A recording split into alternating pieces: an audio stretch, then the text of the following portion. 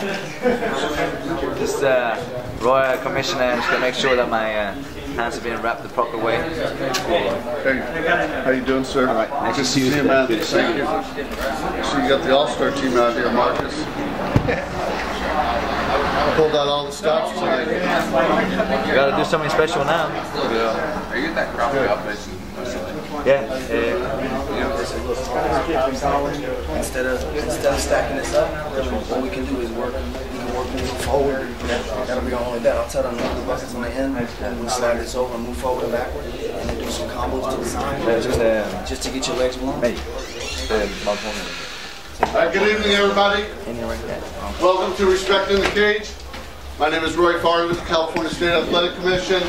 On behalf of my fellow inspectors, on behalf of the promotion, I welcome you all. What's up, guys?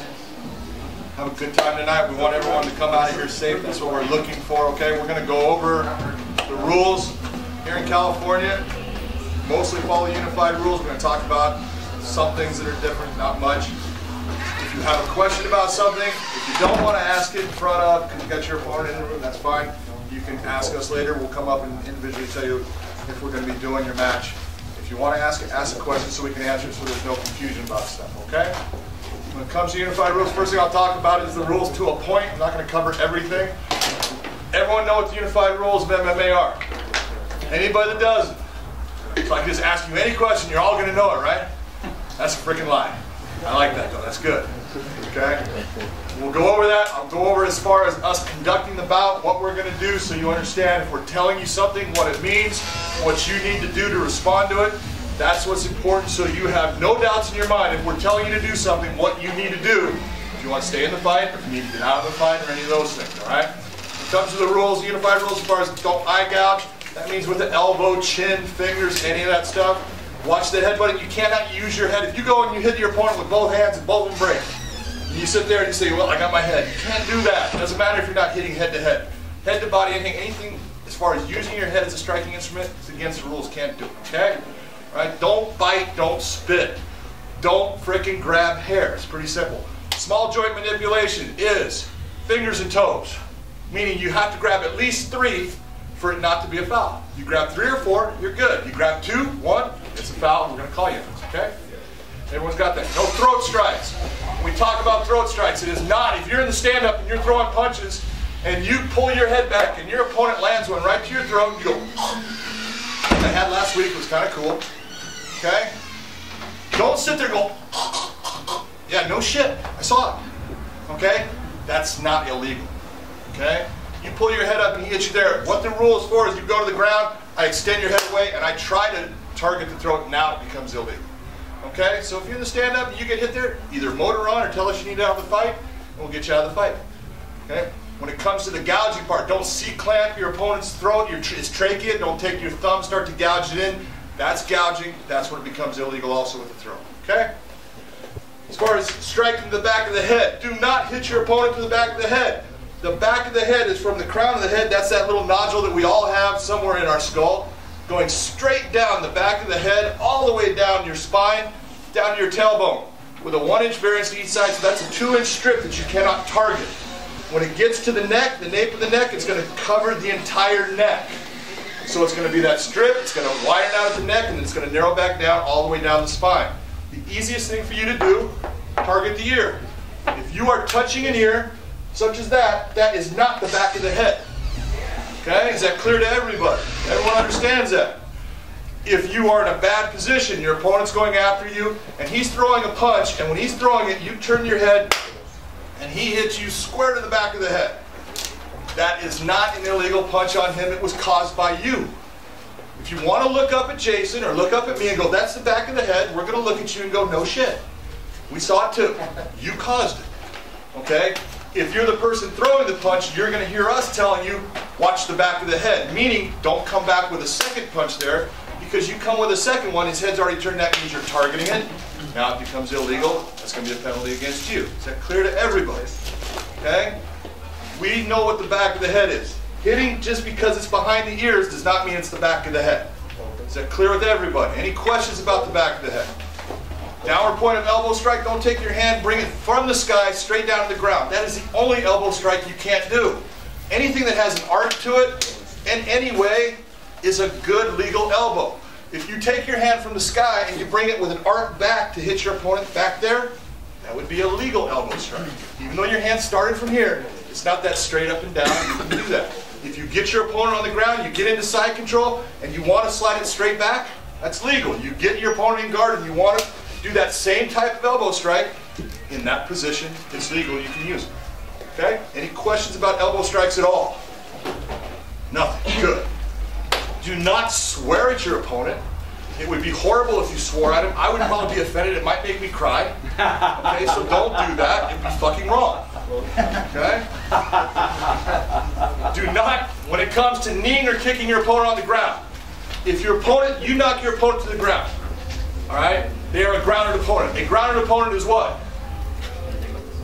Anything but the soles of the feet, they're a grounded opponent. It's not 3 points of contact.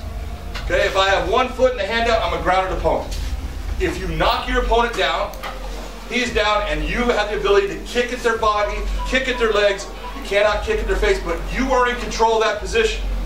Meaning, I'm not going to sit there, or Jason's not going to sit there and look at you and go, and ask you, do you want him up? I'm not going to talk to you in that way. You're fighting. I know it's hard to fight and carry on a conversation with me, and I'm asking too much of you. I'm not going to do that to you. So you need to understand, you knock them down. If you want to press the action, keep them on the ground, be it either you want to punch, kick, whatever, then stay pressed up on your opponent, and we will give you time to work from that position. Okay, that's saying that you want to keep them there, we'll let you go. If what you're doing is every now and then you're throwing a kick and it's hitting their legs and then you bounce around and then you throw quick, if it's not doing damage to your opponent, we eventually are going to come in between you, we're going to separate you and stand your opponent up and get the fight started from that position. Okay? If you're damaging your opponent, we're going to let you go. Okay? If you knock your opponent down and you're doing good in the stand-up and you don't want to go to the ground, if they're really good on the ground or whatever, and you want them up, then back away from them. We'll automatically come in between you and make them get up. You're in control of that position. Is that clear to everyone? When it comes to knees, as far as knee strikes to the head, do not knee strike an opponent who's in the grounded position. If your opponent comes shooting in at you and you initiate a knee on that shoot, it's a legal knee. It does not matter if your opponent's got a crappy shot that his knee slides against the ground. It's a legal knee. Once he's established himself on the ground, now he's a grounded opponent. If you get put into a position, we'll say, against the fence, and he's going to knee, and you want to put your hand down to the ground to make yourself a grounded opponent, you can do that. It's using the rule, yeah, but you can do it. What we're telling you is this: don't try to play with the rule. If your hand goes down, keep your hand down on the ground until you decide to get up. If you try to use it where I'm going to start to bring it up and then try to put my hand down to catch my opponent in a foul, it ain't happening. Every knee that they land on you while you're taking your hand and picking it up and down is going to be a legal knee. Is that clear to everybody? Don't try to use the rule to protect yourself. You can do it the one time once it's down, but once you decide to get up, then get up. If your opponent forces you back down, that's different. But once you decide to pick that hand up, let's get yourself up. Is that clear to everyone? Don't hold on to the fence. That means the fencing material, the cage material, the padding, all of it. It's okay to put your hands on it. It can be like that wall. You can put your hands on it, push off of it, your feet push off of it. That's good. That's legal. It's when your hands go through and start to control your body position or your opponent's by grabbing the fence, grabbing the padding. Now it becomes illegal. We're going to be coming over, we're going to tell you let go, and we're going to be slapping at your hand or pulling your hand off of it. If you lose your balance, you go down, you end up in a bad position because of it. Too bad. You were doing something illegal, we're going to pull at your hand. If it upsets your balance, you were doing something illegal, that's your consequences for doing it. Okay? If you use it in a fashion that, you know what, your opponent goes to take you down and you grab it in a way that you end up turning the position, you gain a dominant position on your opponent because of that, I'm telling you, I'm going to come in and I definitely am stopping the fight and I'm pulling you out of the position, and you'll be lucky if you don't lose a point off. You understand? Look at that. We're pretty good. All right. When it comes to the shorts, don't grab a hold of the shorts. Don't grab a hold of the gloves of your opponent. But you can grab your own. Your opponent goes for a Kimura. You want to grab your own shorts, grab your own gloves, you can do that. That's legal. But do not grab a hold of your opponents in any way. It doesn't mean that your hand can't be on him. It doesn't mean that, you know what, you've got a little finger on it. It means when you're actually starting to control your opponent's body position by the use of those shorts, it's illegal. you start to control their hand by just the use of the material of the glove, that's when it becomes illegal. Okay?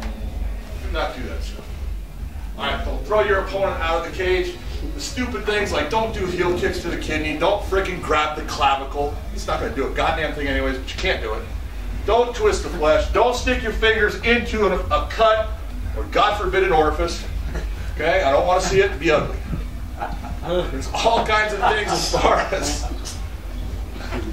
that are in the unified rules that we're going to cover as far as sportsmanship and things like that. For the corners, the seconds, if you got a fighter here, you are here to help your fighter. That's what we expect you to do. Talk to your fighter. Do not talk to his opponent. Do not talk to me. Do not talk to Jason. If you want to talk to us, your time to do that is before the fight.